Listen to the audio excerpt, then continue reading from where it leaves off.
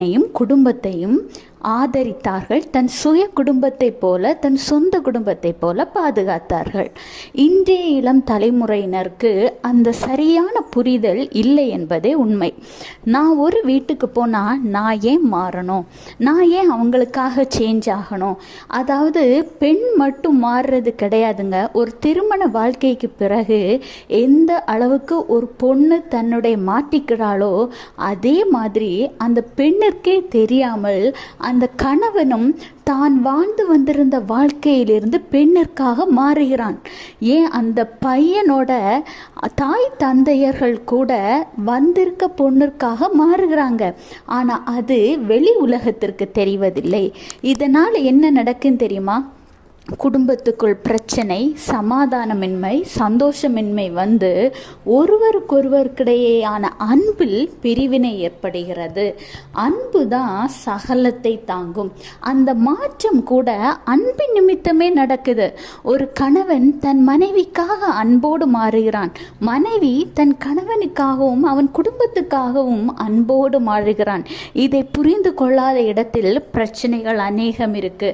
ஆண்டவராகிய இயேசு கிறிஸ்து மத்தேயு 19:19 உன் தகப்பனையும் உன் தாயும் கனம் பண்ணுவாயாக, உன்னிடத்தில் நீ அன்பு கூறுவது போல பிறனிடத்திலும் அன்பு கூறுவாயாக என்பவைகளையே என்றார்.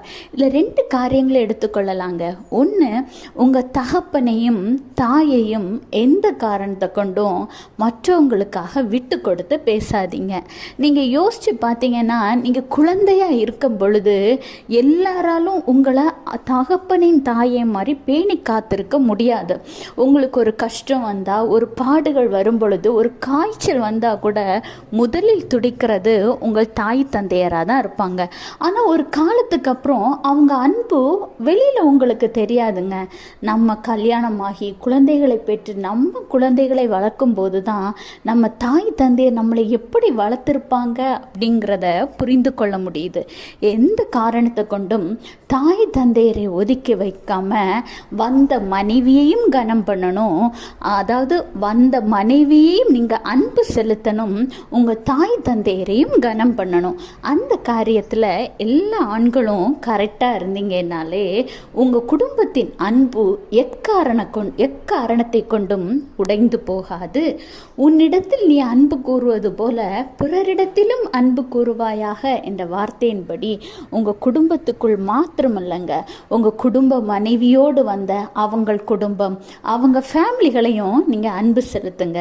உங்கள் வாழ்க்கை சமாதானமானதாக, சந்தோஷமானதாக